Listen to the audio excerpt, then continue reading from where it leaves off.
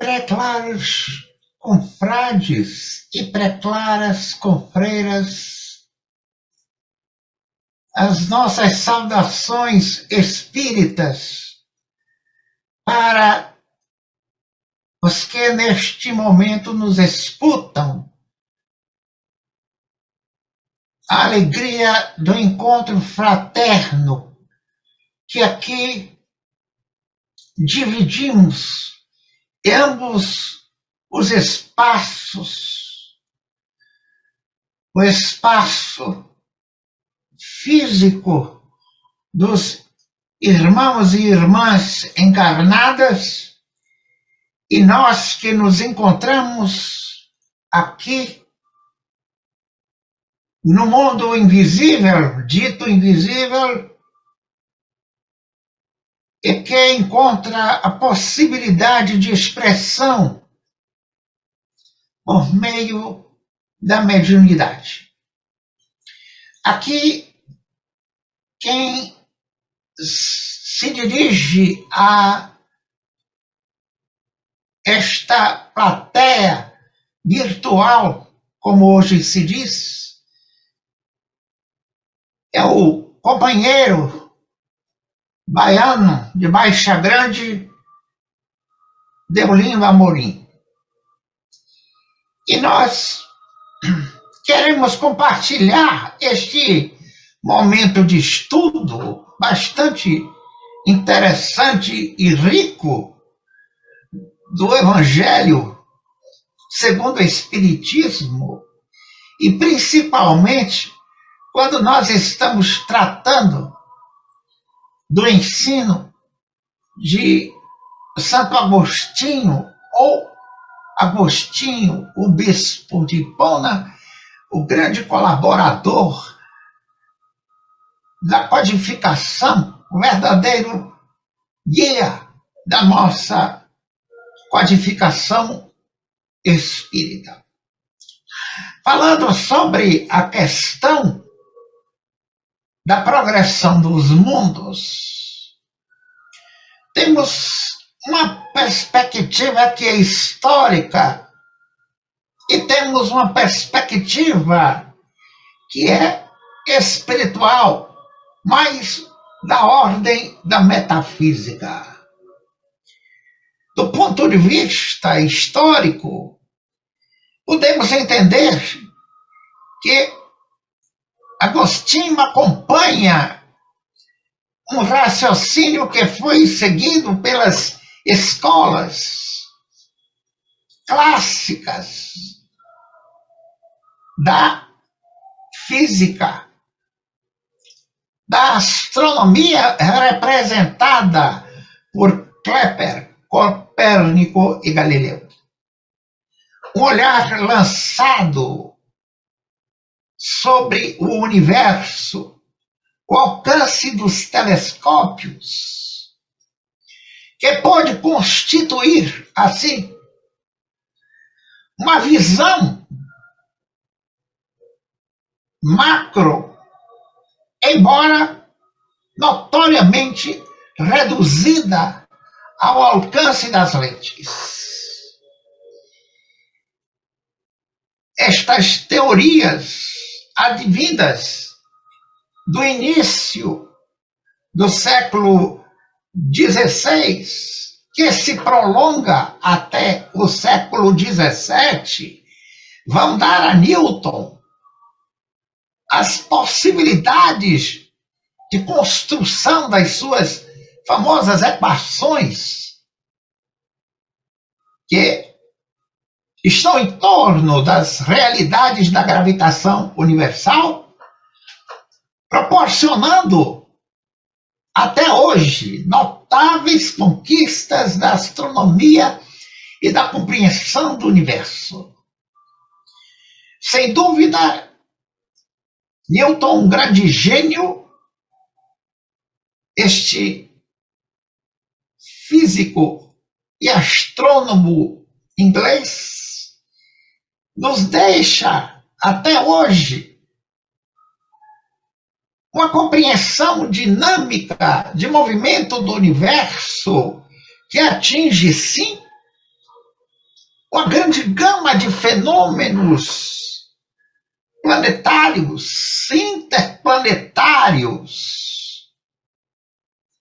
Mas nós vamos encontrar uma notável progressão à medida que o tempo vai proporcionando uma agudeza do olhar sobre o universo material que está à nossa vista, de tal monta que a noção do que é o universo vai indelevelmente se confrontar com o conceito de micro e de macro. E aí é que estamos num ponto de o que se pode chamar de um ponto de ruptura extraordinário, porque se trata, então, na medida em que se mergulhou no mundo subatômico, a partir dos enunciados já conhecidos do Heisenberg, e esta dinâmica intraatômica que replica uma infinitude, uma infinidade na infinitude, que é finito, ao passo que a astronomia ela se projeta de uma finitude para tentar entender a infinidade do infinito. São dois movimentos contrários que ao final vão se encontrar na realidade do holos. E as contemporâneas teorias holísticas estão aí nas pesquisas das universidades para determinar o novo paradigma, como também já é satisfatoriamente conhecido das pessoas, dos irmãos e das irmãs, com toda a certeza.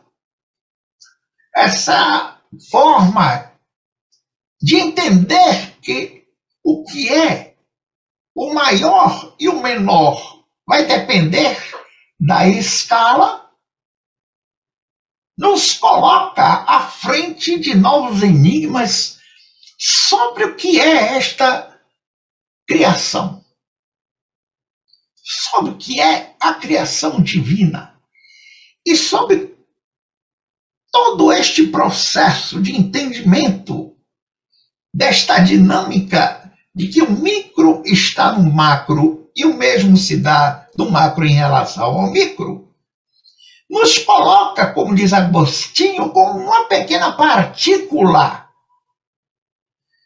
um verdadeiro átomo, um quase nada ante esses avanços extraordinários que está se vendo operar com os telescópios espaciais.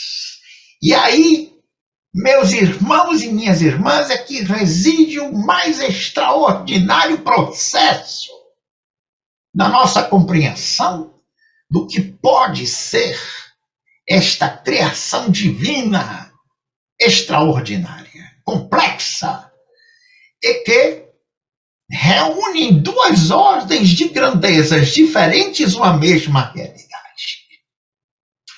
Saímos, então, da concepção plenamente material do universo para termos uma nova dimensão que podemos chamar de uma dimensão metafísica. Porque, ao entendermos que o micro e o macro representam escalarmente uma mesma ordem de grandeza, ou seja, uma está noutra e ambas são insignificantes ante a múltipla realidade do universo, só podemos nos deparar com espanto, com a convicção de que estamos frente a objetos insondáveis de conhecimento que só o avanço sobre a realidade do espírito para mais alto nos levará a um aproveitamento mais efetivo deste saber.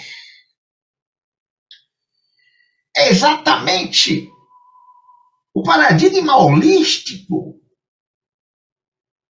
que hoje vige nas pesquisas mais avançadas das universidades que se voltam para a realidade do mundo, que nós estamos vendo o estupor, a admiração e os enigmas, os desafios constantes do pensamento. Quando o espírito de Agostinho, portanto, nos coloca na condição de um grão insignificante, podemos pensar que esta insignificância vai ao grau do infinito, porque se nós já sabemos hoje que o nosso Sol é menos que um grão perante o maior Sol do universo conhecido até agora, o que dirá a Terra em relação ao Sol, nós em relação à Terra e em relação a esta ordem de grandeza. Mas, ao mesmo tempo, meus irmãos e minhas irmãs, nós somos um assombro maravilhoso da criação divina. Porque nós, por nossa vez, somos para outros elementos da criação um cosmo tão extraordinário quanto é o maior Sol conhecido do universo perante o nosso Sol. São partículas, miríades insignificantes, quando falamos no próprio mundo atômico, que estruturam os mínimos orgânulos que estão em nossa estrutura física. Portanto, estamos em uma condição insignificante e ao mesmo tempo importante. Insignificante porque perante a grandeza da manifestação de Deus e tudo que Ele cria, nós estamos absolutamente infinitesimais. Mas, ao mesmo tempo, meus irmãos e minhas irmãs, nós estamos em uma condição de fazer, criar e cocriar. Estas interrogações que o texto de Agostinho nos traz sobre o que pode ser o progredir, a evolução dos mundos, não acompanha mais o alcance dos telescópios. Esta progressão dos mundos não está mais adstrito àquilo que se direciona a outros globos, onde podem estar civilizações, e com certeza as estão mais avançadas do que as nossas, do que a nossa. Não se trata apenas disso. A progressão dos mundos está direcionada a uma posição em que nós, ao olharmos para a potência de Deus, entendamos que fazemos parte, na nossa infinitesimalidade, desta infinitudidade da criação de Deus. É algo para pensarmos, é algo para debatermos, e nós queremos agradecer a oportunidade de estarmos aqui, de podermos participar deste momento de estudos, tentando dar alguma contribuição modesta para este encontro de reflexões e de ensinos tão preciosos da nossa doutrina. Abraço a todos e todas. Que o Senhor Cristo Jesus esteja conosco hoje e sempre. Deolindo Amorim, deixando para todos um grande abraço, para todas as irmãs, o nosso respeito, o nosso carinho.